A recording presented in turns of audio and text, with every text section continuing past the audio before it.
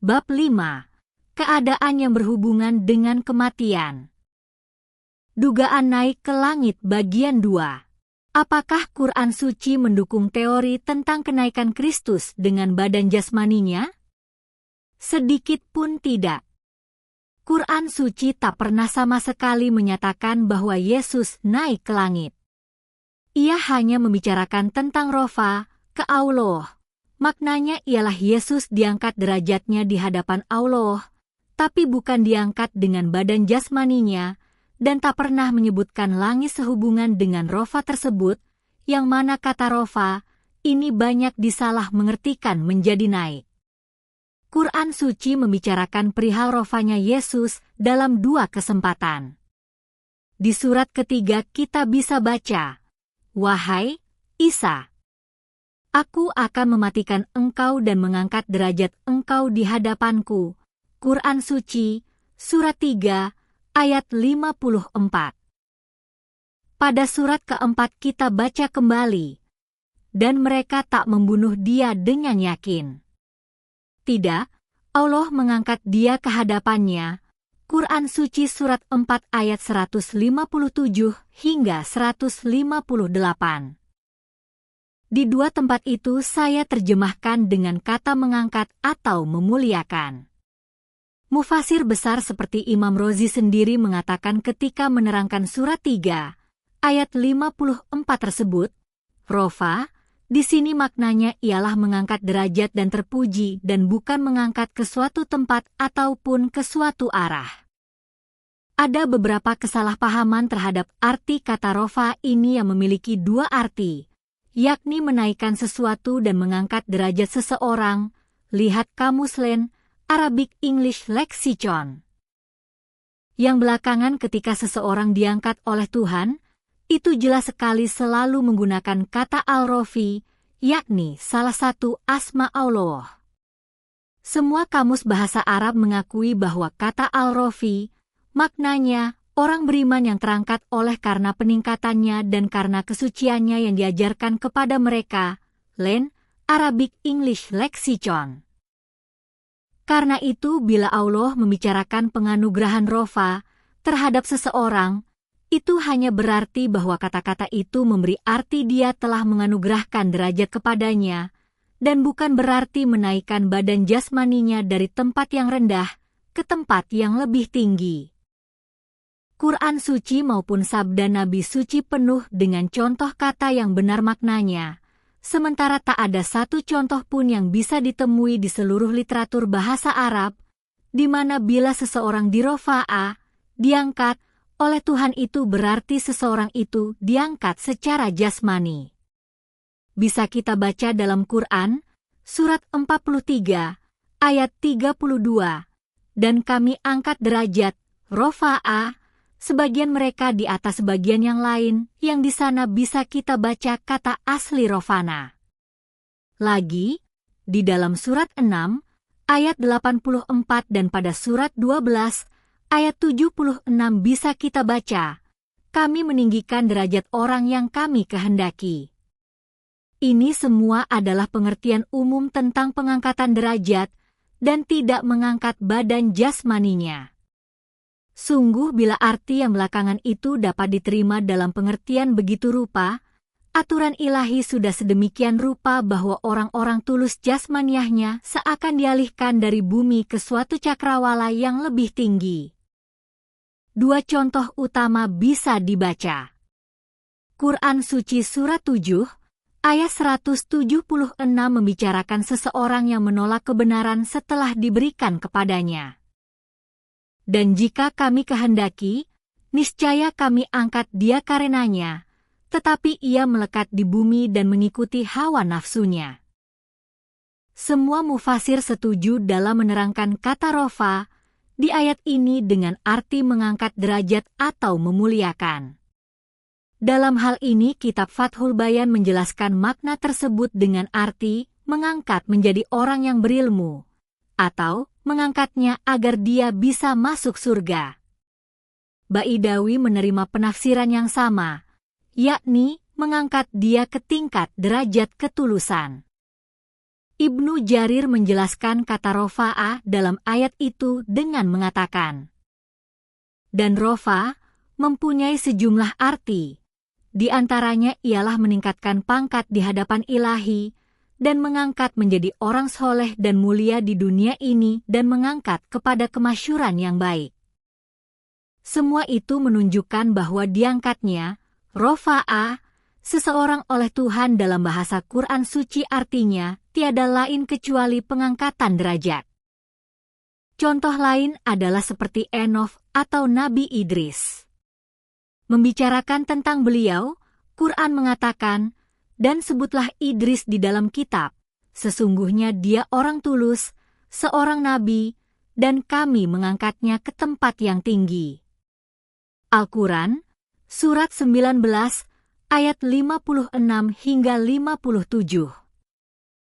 Dalam hal ini, kesalahpahaman yang sama muncul ke tingkat tertentu seperti halnya kasus Yesus Kristus, dan penyebab ini bisa ditemui apa yang dikatakan oleh kitab Bible mengenai nabi tersebut. Kitab Ulangan, pasal 5, ayat 24. Masalah ini telah dikutip, meskipun kata-kata itu tidak begitu jelas tentang kenaikannya ke langit dan hidup di sana. Bahkan para penulis Perjanjian Baru pun dipengaruhi oleh kepercayaan orang-orang Yahudi dahulu seperti tertulis di dalam kitab Ibrani, pasal 11, ayat 5. Bisa kita baca. Karena iman Henoh terangkat, supaya ia tidak mengalami kematian, dan ia tidak ditemukan, karena Allah telah mengangkatnya. Beberapa mufasir Quran suci juga terpengaruh oleh ide yang sama seperti itu, dan mirip dengan itu mereka menerangkan kata-kata di atas tadi bahwa Idris itu dinaikkan hidup-hidup ke langit. Tapi yang lebih ilmiah di antara mereka jelas sekali menerangkan bahwa ide seperti itu cuma pengaruh tukang dongeng Israeliat.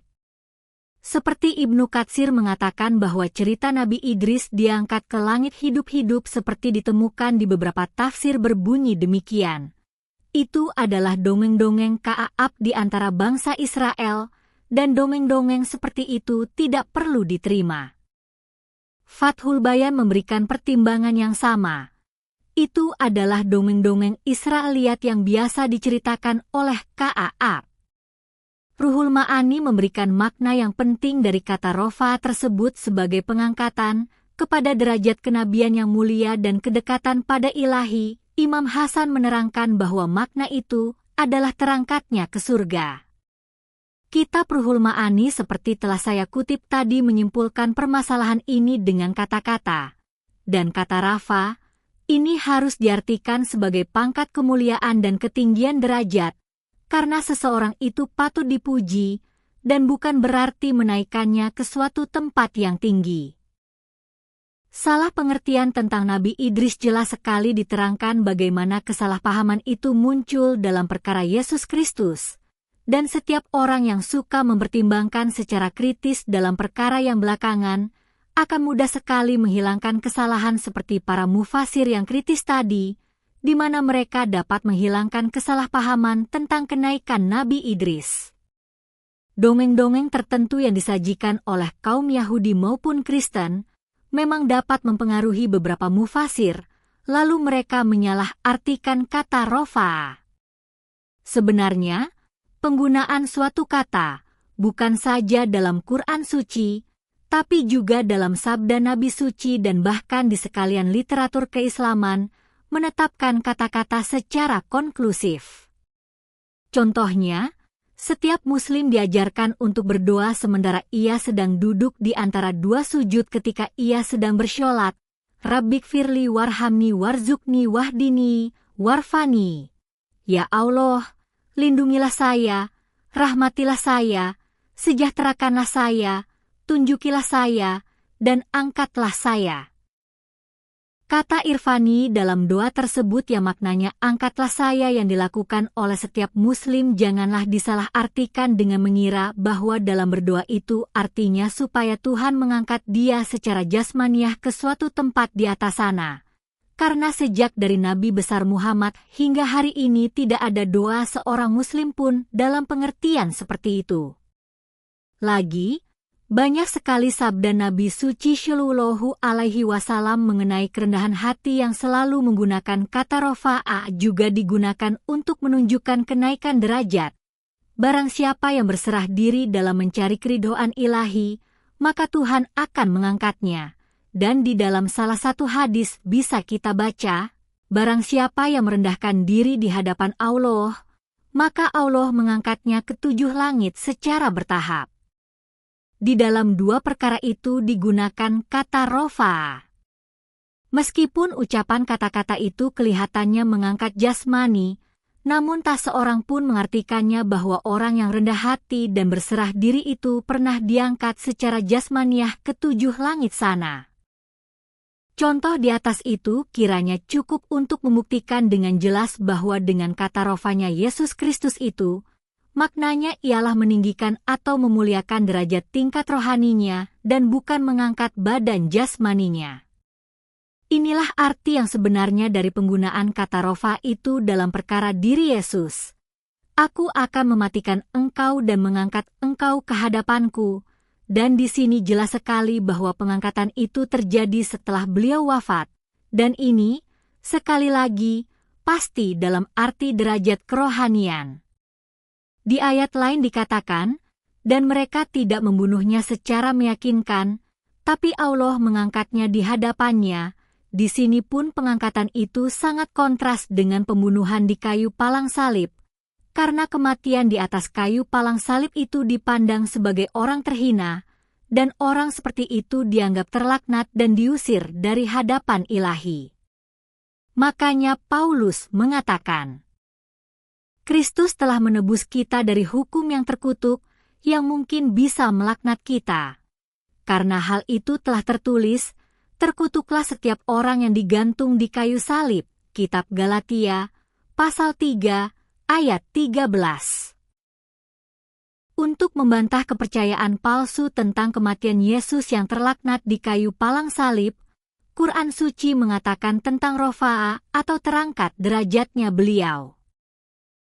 Seperti halnya perkara Nabi suci kita yang selamat dari tangan para musuh, hal utama yang membedakannya dari kasus Yesus Kristus adalah beliau tak pernah jatuh ke tangan mereka dan diperlakukan tak berperi kemanusiaan, sedangkan Yesus diperlakukan demikian meskipun selamat dari kematian terkutuk di atas kayu palang salib, yakni belum jatuh sepenuhnya ke tangan musuh dan beliau diserupakan seperti orang yang telah benar-benar mati di atas kayu palang salib. Tapi Nabi Suci, meskipun beliau mengungsi sendirian melalui kepungan musuh yang sedang mengepung rumah beliau karena ingin membinasakannya, beliau tidak mengalami kehinaan seperti yang pernah dialami oleh Yesus Kristus. Walau sendirian, rupanya malaikat menyelamatkan beliau lolos dari kepungan musuh yang tak seorang pun dapat melihat beliau dikala mereka mengepung rumah beliau sementara beliau menerobos lolos melalui mereka. Bahkan di berbagai peperangan yang beliau sendiri ikut bertempur, beliau seringkali ditinggal sendirian di tengah-tengah kepungan musuh yang haus darah, yang ingin memusnahkannya, namun beliau benar-benar tak pernah direnggut oleh mereka. Memang tak ragu bahwa beliau pernah terluka dalam salah satu peperangan, tapi tangan para musuh tidak bisa melenyapkan beliau, dan lindungan ilahi selalu menyertainya, hingga beliau mencapai derajat tertinggi, demikian pula yang terjadi pada diri Yesus Kristus. 2. Wafatnya Kristus. Kini